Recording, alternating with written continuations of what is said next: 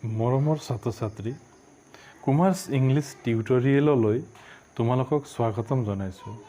এই চেনেলৰ যোগেদি দ্বাদশ শ্ৰেণীৰ ইংৰাজী বিষয়ৰ সম্পূৰ্ণ পাঠ্যক্ৰম অৰ্থাৎ ফ্লেমিংগো আৰু ভিষ্টাছৰ গোটেইকেইটা লেছন সাঙুৰি সকলো ধৰণৰ সম্ভাৱ্য প্ৰশ্ন ও উন্নত মানদণ্ডৰ উত্তৰ সহজভাৱে অসমীয়াত ব্যাখ্যা কৰিবলৈ আগবাঢ়িছোঁ।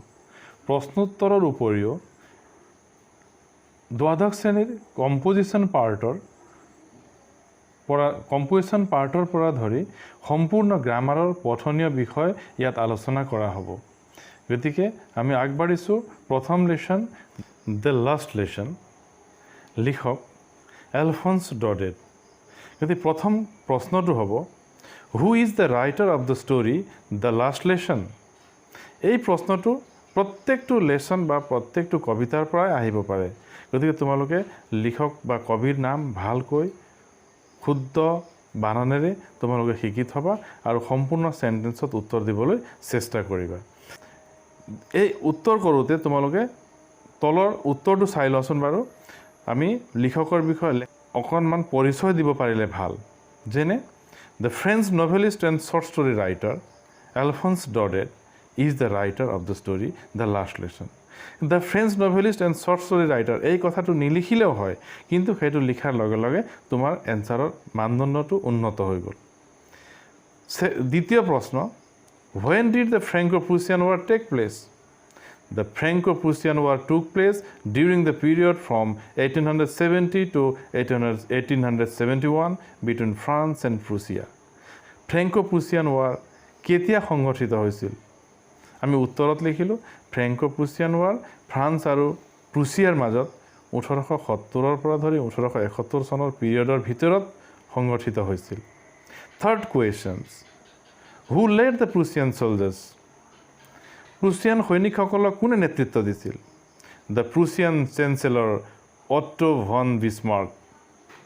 প্ৰুছিয়াৰ চেঞ্চেলৰ অটো ভন বিছমাৰ্ক নামৰ মানুহজনে led the Prussian soldiers. Who started very late for school that day.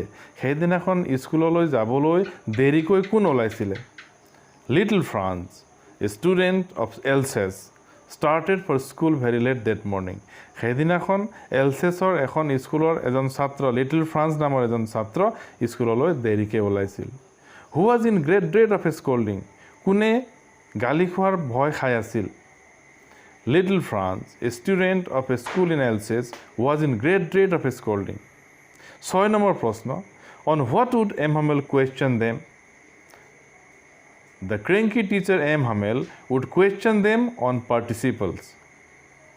What did Franz think for a moment? For a moment, Franz thought of running away and spending the day out of doors. এক মুহূৰ্তৰ কাৰণে ফ্ৰান্সে কি চিন্তা কৰিছিল? আমি answer লিখিলোঁ এক মুহূৰ্তৰ কাৰণে ফ্ৰান্সে ভাবিছিল তেওঁ ৰানিং এৱে তাৰ পৰা পলাই যাব and spending the day out of doors আৰু স্কুলৰ চাৰিবেৰৰ বাহিৰত তেওঁ দিনটো কটাব।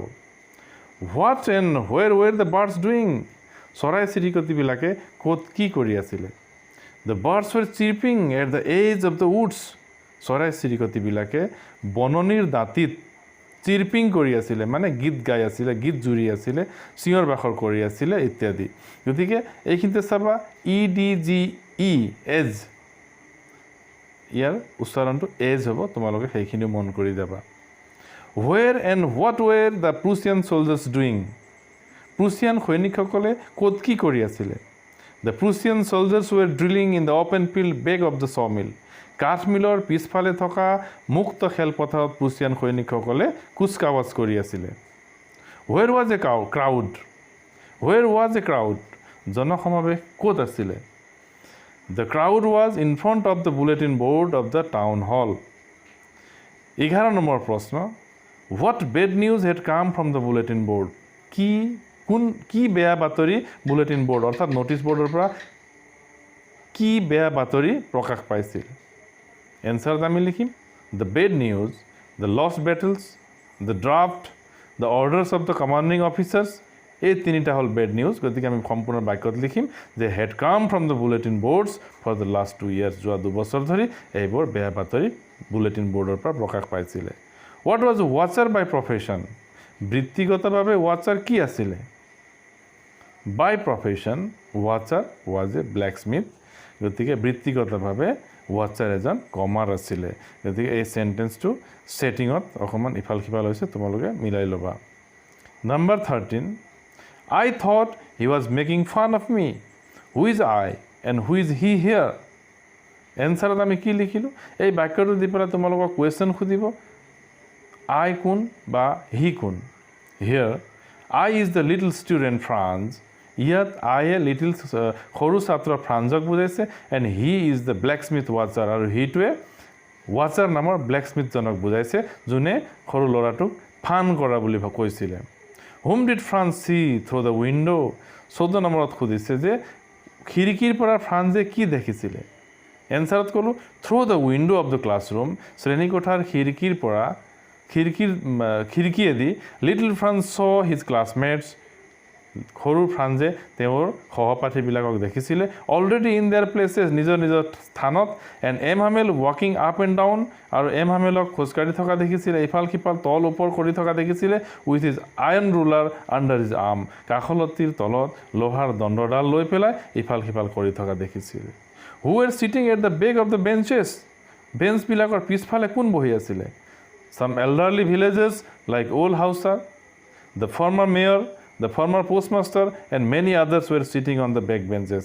পিছফালৰ বেঞ্চবিলাকত প্ৰাক্তন পোষ্টমাষ্টাৰজন প্ৰাক্তন নগৰপালিকা অৰ্থাৎ মেয়ৰজন আৰু বয়সস্থ হাউচাৰ বহি আছিলে what had Hauser brought with him হাউচাৰে নিজৰ লগত কি লৈ আহিছিলে Hauser had brought an old primer এটি পুৰণি প্ৰাইমাৰ অৰ্থাৎ আদিপাঠ পুৰণি আদিপাঠ এখন লৈ আহিছিলে from where had the order come অৰ্ডাৰটো ক'ৰ পৰা আহিছিলে দ্য অৰ্ডাৰ হেড কাম from Berlin the capital of Germany জাৰ্মানীৰ ৰাজধানী বাৰ্লিনৰ পৰা অৰ্ডাৰটো আহিছিল অৰ্থাৎ আদেশটো আহিছিল হোৱাট ৱাজ দ্য অৰ্ডাৰ আদেশটো কি আছিলে দ্য অৰ্ডাৰ ডেট হেড কাম from Berlin was to teach only German in the schools of Alsace and Lorraine Alsace আৰু লৰেনৰ স্কুলবোৰত মাত্ৰ জাৰ্মান ভাষা পঢ়াবলৈ আদেশটো আহিছিলে for how long had M Hamel been serving in the school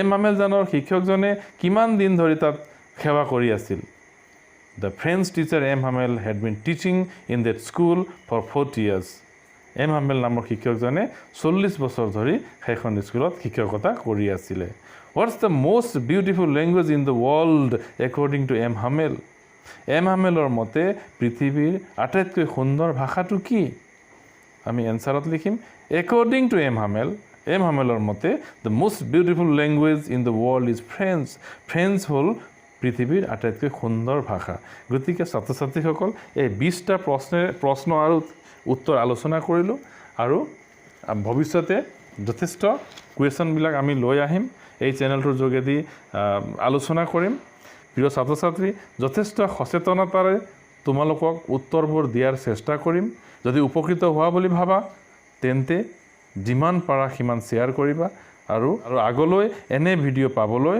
subscribe কৰি বেল আইকন ক্লিক কৰিবলৈ নাপাহৰিবা যাতে মোৰ প্ৰতিটো আপলোডৰ ন'টিফিকেশ্যন তোমালোকে পাবা ধন্যবাদ